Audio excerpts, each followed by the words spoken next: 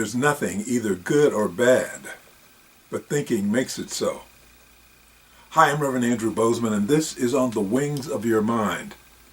There is nothing either good or bad, but thinking makes it so. That's a famous line from the play Hamlet, written by William Shakespeare around the year 1600. Now, I'm sure you can come up with many examples of how this 500-year-old line is wrong. We've all had, quote-unquote, bad experiences in our lives. And it didn't take any thought to declare them bad. They were bad, right? They were bad. There was no two ways about it. They were bad. But when you look back on some of those so-called bad experiences, did something good come out of them? Several months ago, I spoke to you about the concept that every situation has a gift for you. So, have you ever had the occasion in your life when you first experienced it that it was one of the worst things that could have happened to you? Then, as life went on, and you were able to look back on that worst experience a little later, it actually became one of the best experiences that could have happened in your life. So what changed? It was still the same event. The same thing happened to you, whether it was bad or the best, it was an event. The thing that changed your perception of what happened to you was life. You see the effect of that event play out down the line, and the result of that event changed your perception of that event. I mean, you got fired from your job. Oh, that's the worst thing that could have happened. You got fired from your job. But since you were without that job, you found yourself put into a situation where you met a person who helped you get the job you've always dreamed of having. Your dream job. But you would have never gotten that dream job because you would have never met that person if you were still on the job where you were unhappy, where you got fired from. Suddenly, the worst thing that could have ever happened to you has become the best thing that could have happened to you because of what it led you to. There is nothing either good or bad, but thinking makes it so. Please, click on the thumbs up button, and if you haven't already done so, please choose to subscribe. I would really love to hear from you, your questions, your thoughts, your suggestions. You can use the chat box on the right side of the screen or the comment section below the video. And remember that you can support this ministry by using PayPal and going to my website, bozemandevelopment.com, and choosing the Please Donate tag. Or you can use Cash App and go to my site at $Andre Amron.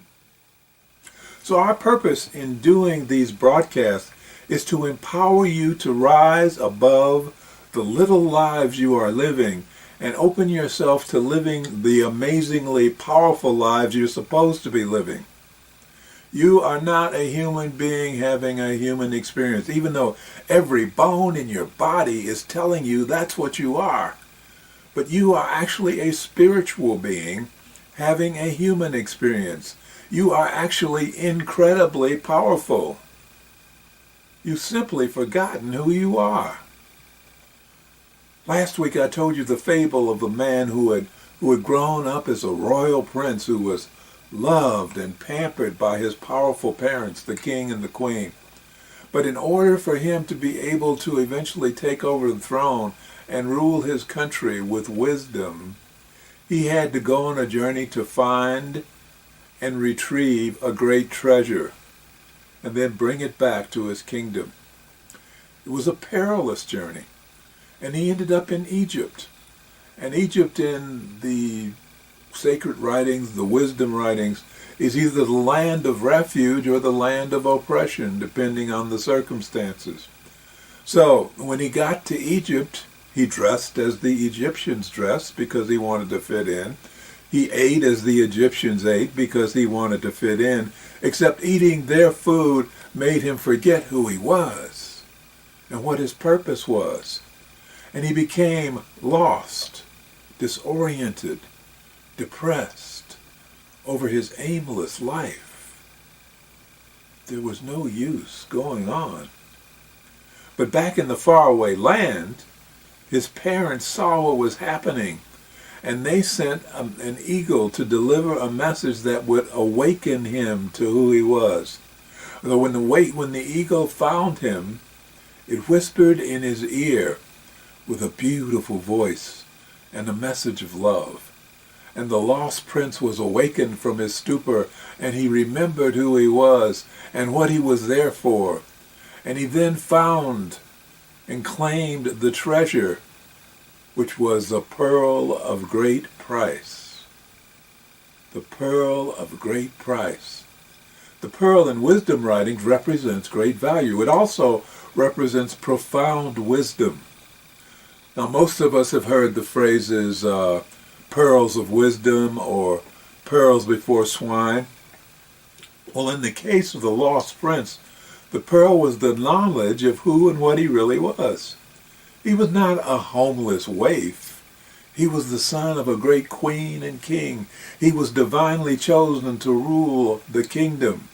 And by acquiring the pearl of great price, the pearl of self-knowledge, he had spiritual warrior. He had now begun to evolve into his inherent power. A spiritual warrior. A spiritual warrior is one who combats the most insidious and universal enemy of all, ignorance. A spiritual warrior works to achieve the act of self-liberation from fears, doubts, small-mindedness, limited beliefs, self-knowledge. Because those fear, doubt, small-mindedness, they create suffering and unhappiness in our lives.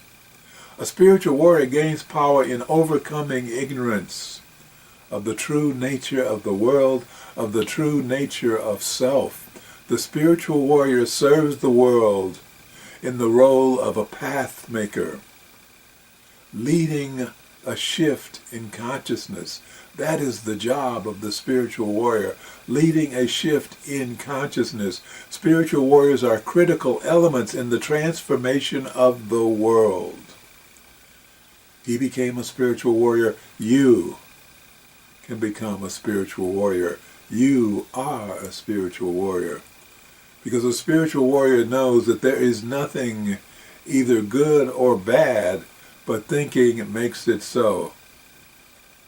Of course, that's a state of mind that is so difficult to achieve. It might be considered impossible. But the first step to achieving that impossible condition of mind is the awareness of the truth behind it. The truth is you are an individualized expression of infinite intelligence. The truth is you are an individualized expression of infinite intelligence. And as a spiritual being, as a spiritual warrior, you know that life's challenges are all a part of the plan to make you stronger, to build your spiritual muscle, to strengthen your spiritual character, to enhance your spiritual faith, that the path is being laid out for you by a higher power that will guide you and protect you through it all, good and bad. So what's the point of achieving all the spiritual power that you already have? If you do that, then you can bring changes to this world that will actually work to help save us. You can bring changes that will actually work. Right now, changes are being made all the time, but they're being made by egos who are driven by fear and greed and hubris and anger. It's all around us. It's all through us. All those negative emotions,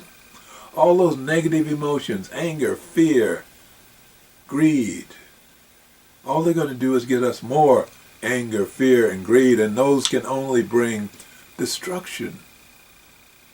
Not rebuilding, destruction, because they're dark, and they can only bring destruction.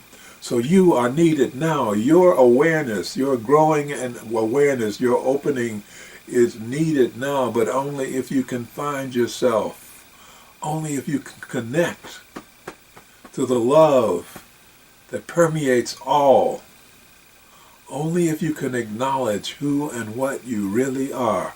You are a spiritual being having a human experience. You are an individualized expression of infinite intelligence.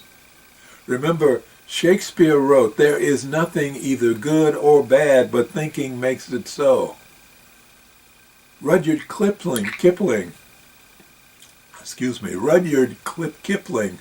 said, "If you can meet with triumph and disaster and treat those two impostors just the same, you can help save us.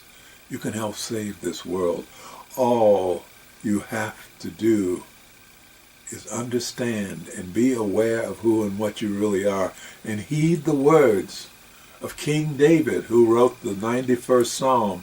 And he said, 'Whoever dwells in the shelter of the Most High will rest in the shadow of the Almighty. And I will say of the Lord, He is my refuge and my fortress, my God in whom I trust. Surely He will save me from the fowler's snare and from the deadly pestilence. He will cover me with His feathers, and under His wings I will find refuge. His faithfulness will be my shield and rampart. I will not fear the terror of night, nor the arrow that flies by day, nor the pestilence that stalks in the darkness, nor the plague that destroys at midday. 1,000 may fall at my side, 10,000 at my right hand, but it will not come near me.'" You are a spiritual being having a human experience.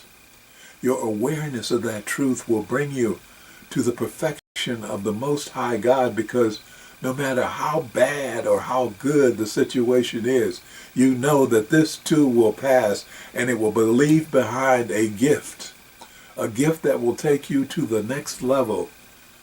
And as you ascend to higher and higher and higher levels of spiritual awareness, your eyes will see without a doubt, without fear, without hesitancy, and you will know that God is all there is.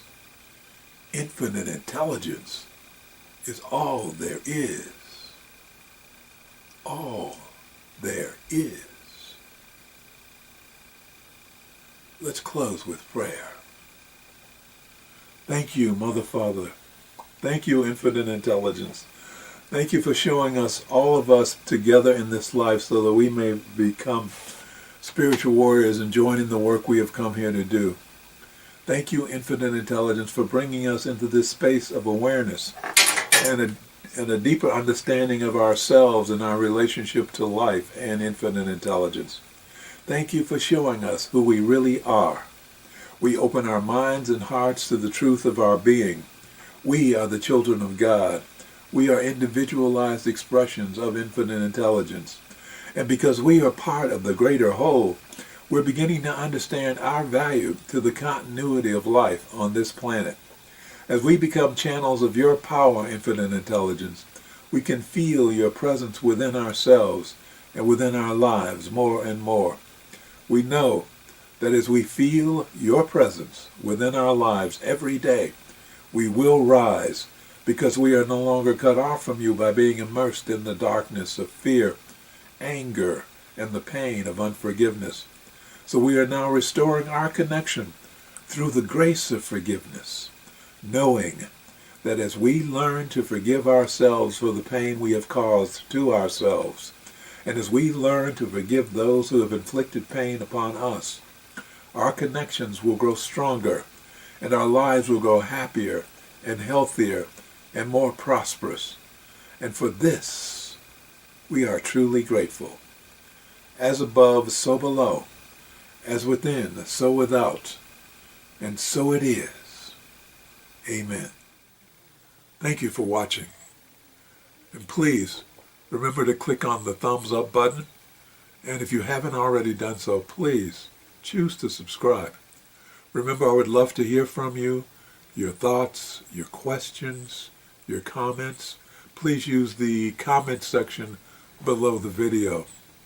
And remember, you can help support this ministry by going to PayPal or by going to PayPal through my website at bozemandevelopment.com and clicking on the Please Donate link. Or you can do it by using the Cash App and going to sending it to $Andre Amaron. So anyway, I look forward to seeing you again next week. Remember, I am Reverend Andrew Bozeman, and this has been On the Wings of Your Mind.